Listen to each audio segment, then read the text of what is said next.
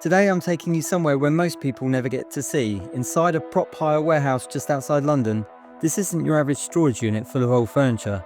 It's vast, quiet space where entire worlds are built, one rented item at a time, and then sent off to film sets across the country and beyond. Let's start right at the beginning, because that's how every film and television programme actually comes to life. It usually begins with a book or script on someone's desk. Someone reads it, gets excited and thinks, yeah, this could be something really special.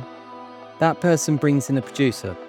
The producer sorts out the money, pulls the whole project together and starts putting the right team in place. Next comes the director. The director then brings in the art department, specifically the art director. Together they sit down, decide exactly how the whole thing should look and feel. What period is it? What mood are we going for? How should each location tell its own story? Once the vision is locked in, there's a budget.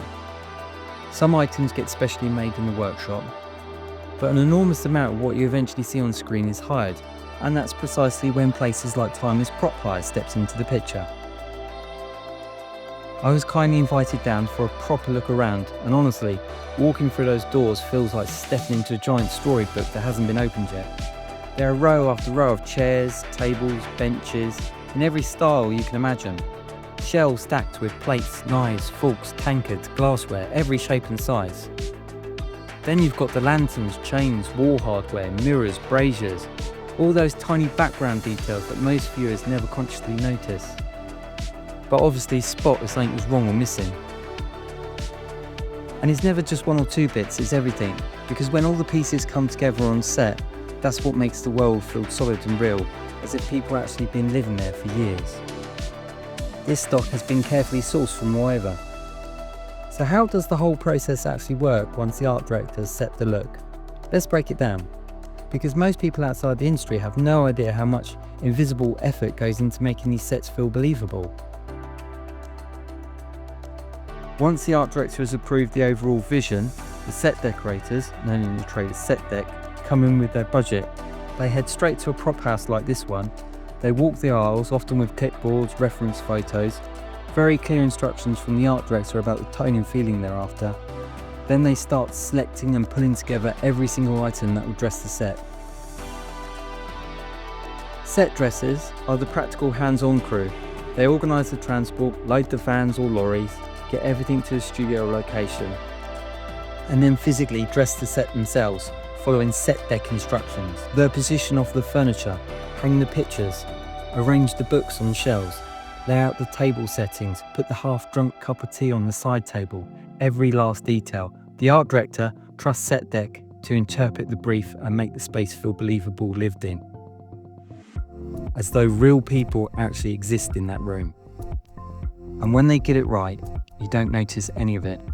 You just sink into the story and believe what you're watching.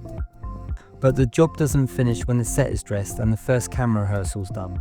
That's when standby props take over. On the actual day of filming, the standby props team is right there on set the whole time. Their role is to protect the illusion between every single take. Someone opens a drawer during a scene. As soon as the director calls cut, they quietly close it again exactly how it was. A performer picks up a tankard, takes a sip. They refill it exactly the same level for the next take. Candles are burnt down a bit, they replace them so the flames matches across every shot. The character opens a box or moves a cushion. It has to be reset perfectly for the reverse angle or the close-up. They're constantly watching, resetting, adjusting, and keeping continuity so the editor can cut the scene together smoothly without anything jumping out or breaking the spell for the audience. It's quite detailed, often quite repetitive work, but absolutely brilliant when you see how much it matters. Because without set deck carefully building the world in the first place, the standby props guarding every little detail on the day, even the strongest script and the best performers can start feeling a bit flat or unconvincing. The real magic of film and television is so often hidden in those background details you never consciously register. Walking around the warehouse really drives that point home. Every single item here, no matter how ordinary it looks on the shelf, has the potential to become part of someone's story on screen. One week it might be helping create a medieval banquet hall full of flickering candle lights and heavy oak tables. The next it could be dressing a dusty Victorian study with a leather-bound books and faded wallpaper.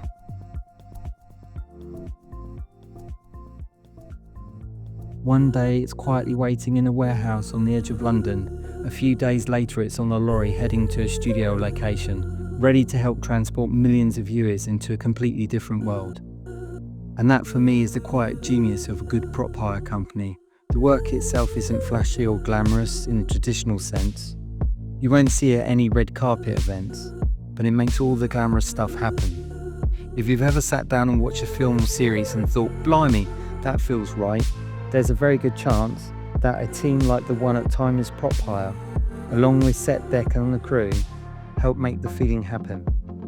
I hope you enjoyed this little behind the scenes wander today, and a peek behind the curtain into a part of filmmaking that hardly ever gets shown. Thank you for watching. Goodbye.